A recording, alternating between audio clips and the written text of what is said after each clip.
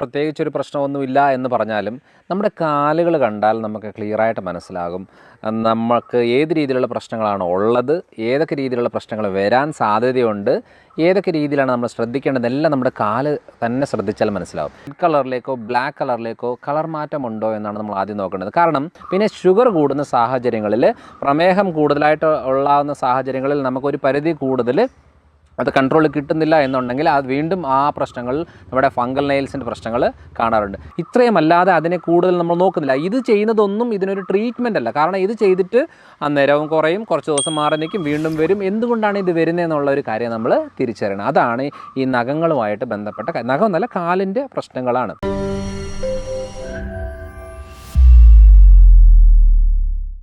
Hello everyone, I am doctor Manoj Johnson. Lifestyle മെഡിസിനിലേക്ക് സ്വാഗതം. ഇന്ന് നമ്മൾ ഡിസ്കസ് ചെയ്യാൻ പോകുന്നത്, സാധാരണ നമുക്ക് പ്രത്യേകിച്ചൊരു പ്രശ്നമൊന്നുമില്ല എന്ന് പറഞ്ഞാലും നമ്മുടെ കാലുകൾ കണ്ടാൽ നമുക്ക് ക്ലിയറായിട്ട് മനസ്സിലാകും നമുക്ക് ഏത് രീതിയിലുള്ള പ്രശ്നങ്ങളാണ് ഉള്ളത്, ഏതൊക്കെ രീതിയിലുള്ള പ്രശ്നങ്ങൾ വരാൻ സാധ്യതയുണ്ട്, ഏതൊക്കെ രീതിയിലാണ് നമ്മൾ ശ്രദ്ധിക്കേണ്ടതെല്ലാം നമ്മുടെ കാല് തന്നെ ശ്രദ്ധിച്ചാൽ മനസ്സിലാവും. അപ്പോൾ ആദ്യം ഈ വീഡിയോ കാണുന്നവർ ശ്രദ്ധിക്കുക.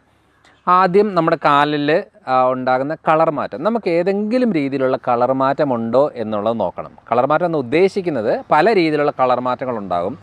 ആദ്യം ഒരു നല്ല രീതിയിൽ വയലറ്റ് കളർ, ഒരു റോസ് കളറിലേക്ക് കാല് മാറുന്ന രീതിയിലുള്ള കളർ ചേഞ്ചസ് ഉണ്ടോ എന്നാണ് നമ്മൾ നോക്കേണ്ടത്.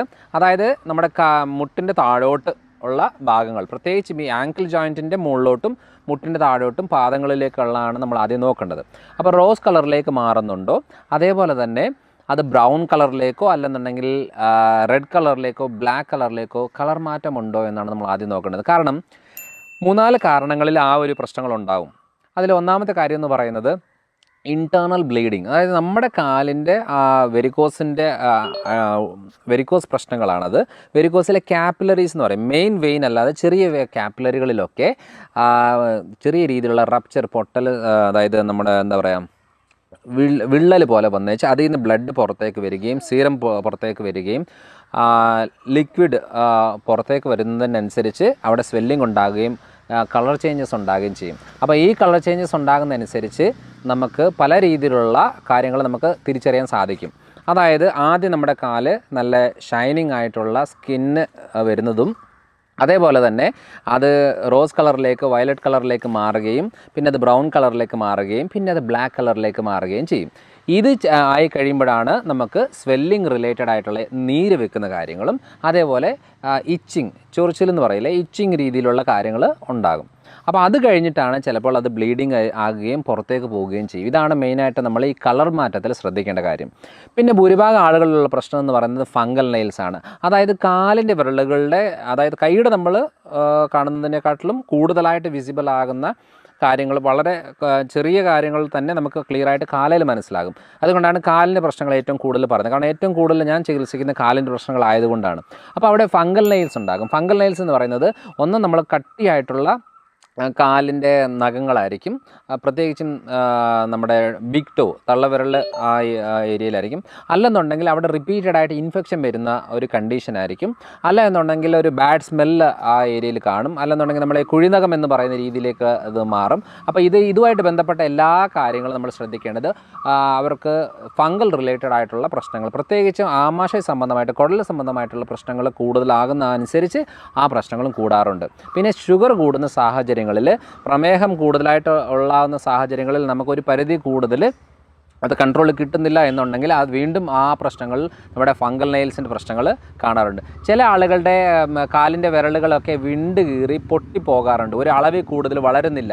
അപ്പോൾ വൈറ്റമിൻ ഡിയും കാൽസ്യം മഗ്നീഷ്യം ഇതിൻ്റെ കോമ്പിനേഷൻ്റെ ഡെഫിഷ്യൻസി ആവാനാണ് കൂടുതൽ സാധ്യതകൾ വരുന്നത്. അപ്പോൾ ഓരോന്നും നമ്മൾ നോക്കുമ്പോൾ തന്നെ നമുക്ക് മനസ്സിലാവും എന്താണ് കാര്യം എന്നുള്ളത്.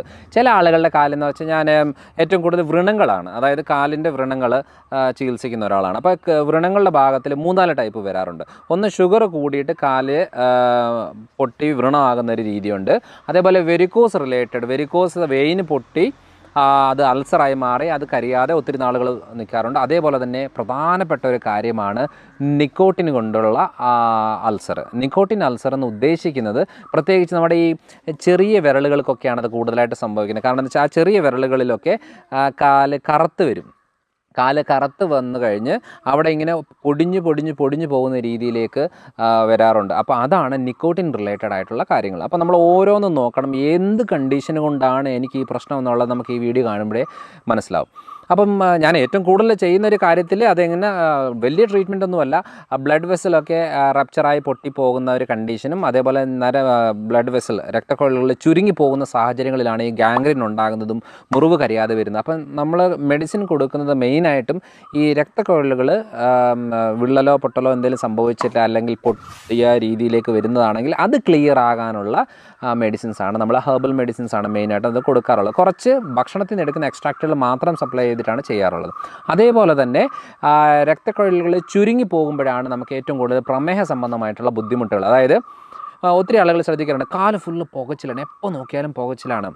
നമ്മൾ തീയിൽ വെക്കുന്ന രീതിയിലുള്ള പുകച്ചിലുണ്ടാകുക എന്ന് പറയുന്നത് ന്യൂറോളജിക്കൽ പ്രശ്നമാണ്. അതേപോലെ ചില ആളുകളിൽ പറയാറുണ്ട്, ഞാൻ പുറത്ത് പോയിട്ട് വീട്ടിൽ വരുമ്പോഴത്തേന് എൻ്റെ ഒരു ചെരുപ്പ് എവിടെ പോയെന്ന് ഞാൻ അറിഞ്ഞിട്ട് പോലുമില്ല. കാരണം ചെരുപ്പ് തെന്നിപ്പോയാൽ പോലും അറിയാത്തൊരു സാഹചര്യം പല ആളുകൾ ഇപ്പോൾ വേണമെങ്കിൽ ചെക്ക് ചെയ്താൽ മതി. നമുക്ക് വേറൊരാളോട് പറയുക, നമ്മൾ കണ്ണടച്ച് നിൽക്കുക, എന്നിട്ട് വേറൊരാൾ അവർ ഏതെങ്കിലും ഈ കാലിലെ 5 വിരലുകളിൽ ഏതെങ്കിലും ഒരു വിരലിൽ ഇങ്ങനെ ടച്ച് ചെയ്തിട്ട് ഞാൻ ഏത് വിരലാണ് ടച്ച് ചെയ്തതെന്നൊന്ന് പറയാവോ എന്ന് നമ്മളോട് ചോദിക്കണം. അപ്പോൾ അങ്ങനെ ആകുമ്പോൾ നമ്മളത് കറക്റ്റായിട്ട് ഓക്കെ തള്ളവിരലാണ്, തള്ളവിരലിൻ്റെ സൈഡിലുള്ളതാണ്, അല്ലെങ്കിൽ ചെറുവിരലാണ്, നമ്മൾ കറക്റ്റായിട്ട് പറയാൻ സാധിക്കുവാണെന്നുണ്ടെങ്കിൽ നമുക്ക് ന്യൂറോളജിക്കൽ പ്രോബ്ലം ഇല്ലെന്നുണ്ടെങ്കിൽ ന്യൂറോപ്പത്തി കണ്ടീഷനാണ്. അതിന് നമ്മൾ പെട്ടെന്ന് ട്രീറ്റ്മെൻറ്റും കാര്യങ്ങളും ചെയ്തില്ലെന്നുണ്ടെങ്കിൽ നമുക്ക് പിന്നെ അവിടെ മുറിവായാലും അറിയത്തില്ല, ആണി കൊണ്ടു കയറിയാലും അറിയത്തില്ല, ചെരുപ്പ് ഊരി പോയാൽ അറിയത്തില്ല, ഒരു കാര്യവും നമുക്ക് മനസ്സിലാകത്തില്ല. പല സാഹചര്യങ്ങളിലും നടക്കുന്ന വഴിയിൽ കല്ലൊക്കെ ടച്ച് ചെയ്തിട്ട് നഖം വരെ പറഞ്ഞു പോകുന്ന രീതിയിൽ വന്നാലും നമ്മൾ അറിയത്തില്ല. അപ്പോൾ അങ്ങനെ വരുമ്പോൾ എന്താണ്, അവിടെ ബാക്ടീരിയ ഗ്രോത്ത് ഉണ്ടാകുകയും നമ്മൾ കാലിലെ വിരലുകളൊക്കെ മുറിച്ച് മാറ്റേണ്ട ഒരു രീതിയിലേക്ക് പോകുന്നത് ഇതുമായിട്ട് ബന്ധപ്പെട്ടാണ്. അപ്പോൾ അത് നമ്മൾ ശ്രദ്ധിക്കേണ്ടത്, കാലിൽ ഫംഗൽ നെയിൽസ് ആയാലും നഖത്തിൻ്റെ പ്രശ്നങ്ങളായാലും പൊട്ടലായാലും മുറിവുകളായാലും ഏതായാലും അത് ഈ ഒരു രീതിയിലാണ് നമ്മൾ നോക്കേണ്ടത്. എത്ര വലിയ വ്രണങ്ങളായാലും നമുക്ക് ഈസി ആയിട്ട് കരിച്ചെടുക്കാൻ സാധിക്കും. കാരണം അതൊക്കെ നമ്മൾ പൊതുവേ നമ്മൾ ചെയ്യുന്നൊരു രീതി എന്ന് പറയുന്നത് സ്ക്ലീറോ അല്ലെന്നുണ്ടെങ്കിൽ ലേസർ അല്ലെന്നുണ്ടെങ്കിൽ ആൻറ്റിബയോട്ടിക്സ് അല്ലെന്നുണ്ടെങ്കിൽ പെയിൻ കില്ലേഴ്സ് അല്ലെങ്കിൽ സ്വെല്ലിങ് കുറയാനുള്ള രീതികൾ, ഇത്രയും അല്ലാതെ അതിനെ കൂടുതൽ നമ്മൾ നോക്കുന്നില്ല. ഇത് ചെയ്യുന്നതൊന്നും ഇതിനൊരു ട്രീറ്റ്മെൻ്റ് അല്ല. കാരണം ഇത് ചെയ്തിട്ട് അന്നേരവും കുറയും, കുറച്ച് ദിവസം മാറി നിൽക്കും, വീണ്ടും വരും. എന്തുകൊണ്ടാണ് ഇത് വരുന്നതെന്നുള്ള ഒരു കാര്യം നമ്മൾ തിരിച്ചറിയണം. അതാണ് ഈ നഖങ്ങളുമായിട്ട് ബന്ധപ്പെട്ട നഖം എന്നല്ല കാലിൻ്റെ പ്രശ്നങ്ങളാണ്. പിന്നെ മെയിനായിട്ട് എടുത്ത് നോക്കേണ്ട ഒരു കാര്യം എന്ന് പറഞ്ഞാൽ സ്വെല്ലിങ്. കാലിൽ എന്തുകൊണ്ടാണ് നീര് വെക്കുന്നത്? നോർമലായിട്ട് കാലിന് നീര് വെക്കരുത്. കാരണം കഴിഞ്ഞ പ്രാവശ്യം ഒരാൾ പറഞ്ഞു, ഞാൻ ട്രിവാൻഡ്രത്ത് നിന്ന് പാലാ വരെ വന്നതാണ്, എൻ്റെ കാലിലിപ്പോൾ നീരാണ്. അപ്പം ഇതിപ്പോൾ സ്ഥിരം യാത്ര ചെയ്യുമ്പോൾ എനിക്ക് ഉള്ളതാണ് കേട്ടോ, സാധാരണ എന്ന് പറഞ്ഞു. അപ്പോൾ ഞാൻ ചോദിച്ചു, നിങ്ങളുടെ കൂടെ 3 പേര് വന്നിട്ടില്ലേ, അവരുടെ കാലിൽ നീരുണ്ടോ? അവരുടെ കാര്യം നീരില്ല. അപ്പോൾ പിന്നെ അത് സാധാരണ അല്ലല്ലോ. കാരണം എപ്പോഴും നമ്മൾ നോക്കുന്നത്, യാത്ര ചെയ്യുന്ന സമയത്ത് കുറേ നേരം കാല് തൂക്കി ഇടുന്നു എന്ന് പറഞ്ഞാൽ ഉടനെ നീര് വെക്കണമെന്ന് എന്താ ഇത്ര നിർബന്ധം? അപ്പോൾ എവിടെയോ എന്തോ പ്രശ്നങ്ങളുണ്ട്. ഒന്നാ ഫൈബ്രോയിഡ് റിലേറ്റഡ്, യൂട്രസിലെ മുഴയായിട്ടോ ഓവറിലെ സിസ്റ്റായിട്ടോ അല്ലെന്നുണ്ടെങ്കിൽ വെരിക്കോസ് റിലേറ്റഡ് ആയിട്ട്. ഇൻറ്റേർണൽ വെരിക്കോസ് എന്ന് പറഞ്ഞാൽ നമ്മൾ അറിയത്ത് പോലുമില്ല. ആകെ കാലൊക്കെ എന്താ പറയുക, ബ്ലാക്ക് ഡിസ്കളറേഷൻ വരുന്നു, ചൊറിച്ചിലുണ്ടാകുന്നു, പൊട്ടി വ്രണമാകുന്ന സമയത്തായിരിക്കും അറിയുന്നത്, അയ്യോ ദൈവമേ ഇത് വെരിക്കോസ് ആയിരുന്നല്ലോ എന്ന്. പക്ഷേ നീര് വെക്കുന്നൊരു സാഹചര്യം തന്നെ ഓർത്തോണം. ഒന്നാ കിഡ്നി റിലേറ്റഡ്, അല്ലെന്നുണ്ടെങ്കിൽ യൂട്രസ് ഓവറി റിലേറ്റഡ് ആയിട്ട് കണ്ടീഷന്, തൈറോയ്ഡ് റിലേറ്റഡ് കണ്ടീഷന്, ഒബേസിറ്റി ഓവർ വെയ്റ്റുമായിട്ട് ബന്ധപ്പെട്ടത്, പിന്നെ വെരിക്കോസ് റിലേറ്റഡ് ആണ്. അപ്പോൾ നമ്മളത് നോക്കണം, ഏതൊക്കെ കാര്യങ്ങൾ കൊണ്ടാണ് നമുക്കിത് ഉണ്ടാകുന്നത്, എന്തുകൊണ്ടാണ് യാത്ര ചെയ്യുന്ന സമയത്ത് കാലിൽ നീര് വെക്കുന്നത്. അപ്പോൾ ഇത് നമ്മൾ ഓരോന്ന് ശ്രദ്ധിക്കുമ്പോൾ നമുക്കറിയാം, ഓക്കെ നമ്മുടെ കാലുകളാണ് നമ്മുടെ ആരോഗ്യം ആദ്യം പറഞ്ഞു തരുന്നത്. കാരണം എന്താണെന്നറിയോ, നമ്മുടെ ശരീരത്തിന് ഏറ്റവും ദൂരമുള്ള ഭാഗമാണ് നമ്മുടെ കാലുകൾ.